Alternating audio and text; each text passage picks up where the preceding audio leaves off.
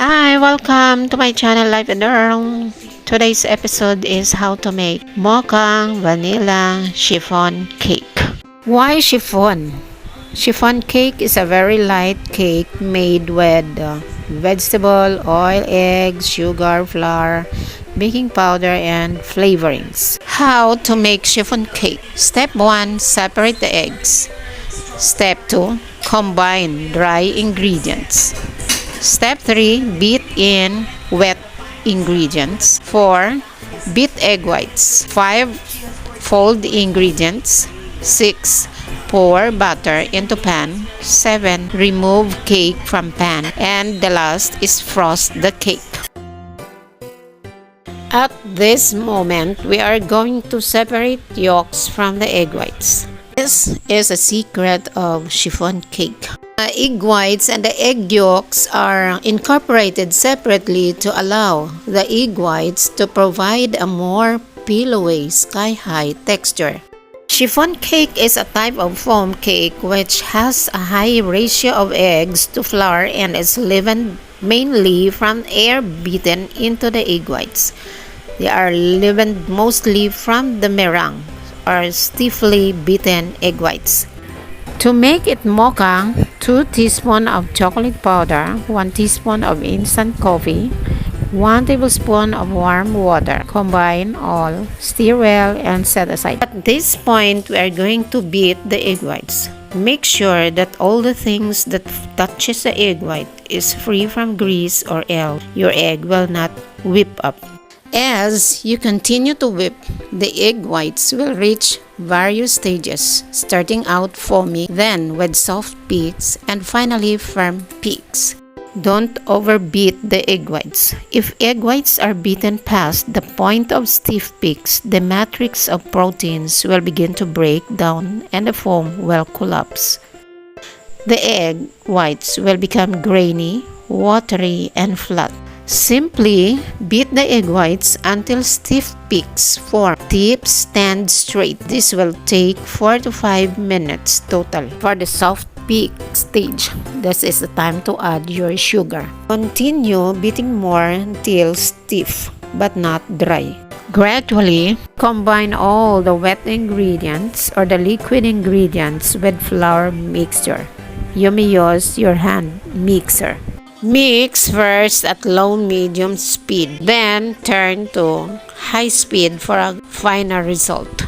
This chiffon cake is a type of foam cake which has a high ratio of eggs to flour and is leavened mainly from the air beaten into the egg white. They are leavened mostly from the meringue or the stiffly beaten egg whites. At this moment, we are going to fold the egg whites over the batter or butter over the egg whites. When you fold in egg whites, you incorporate beaten whites into other ingredients without compromising the airness of the beaten whites.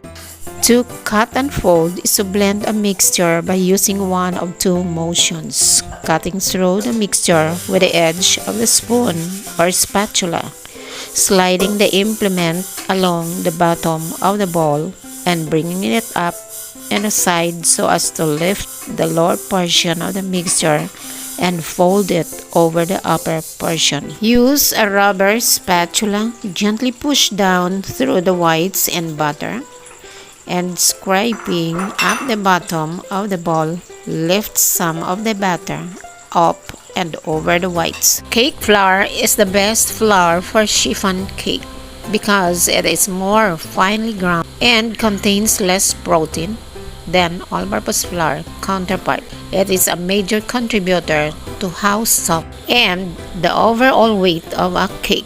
Since it has less protein, less gluten is formed. Without all of the gluten, the cake becomes less dense, airy, and smooth.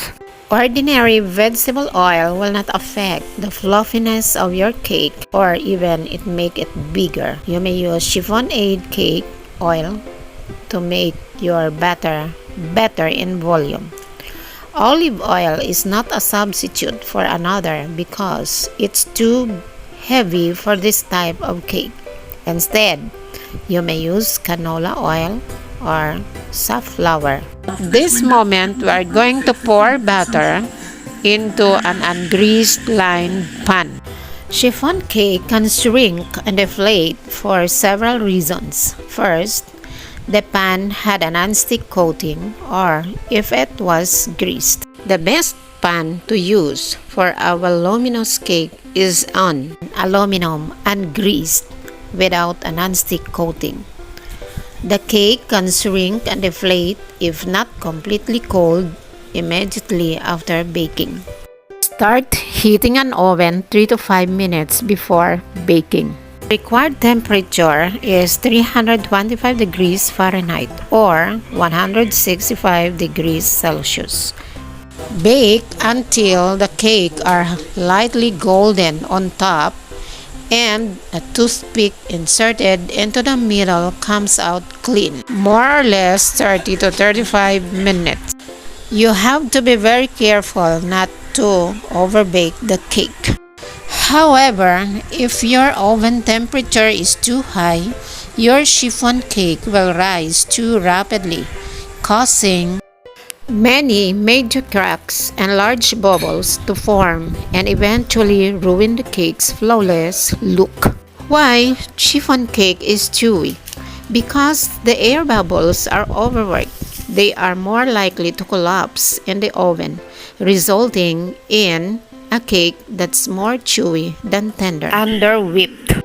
Under-beating egg whites will cause the cake structure to collapse, while overbeating can cause the mixture to break down when you fold it into the batter, creating a heavy batter. Therefore, always keep an eye out for the egg white as they thicken. Inverting the pan and cooling it down is important because it prevents the chiffon cake from shrinking, deflating, or sinking. The cake can shrink and deflate if not completely cooled immediately after baking. And the pan had a non-stick coating or if it was greased. So the best pan to use for a voluminous cake is the aluminum ungreased without a non-stick coating. Cooling it down helps the cake set and keep its height, which is how you get a light and fluffy chiffon cake. If you want to differ sponge cake with chiffon cake, sponge cake have same ingredients: baking powder, oil, butter, flour, while chiffon cake are built on a foundation of separated whipped egg whites and yolks are more stable because of the additional ingredients. Sponge cake is more dense. Chiffon cake is lighter and a bit healthier. If you want a rich and sweet cake, it would seem sponge cake is more of your style.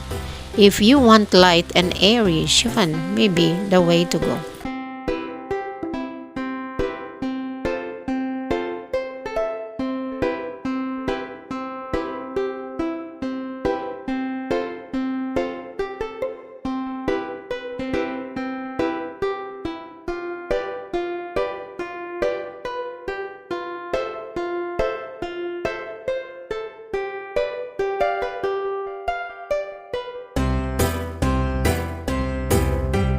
Just keep updated for how to make icing or frosting. Complete recipes are being posted in the description box below. And now, my Mocha vanilla chiffon cake is done.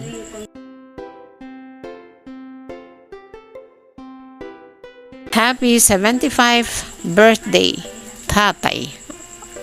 If you like this video, please consider subscribing, like, and share for more updates. Thanks for watching. See you next vlog.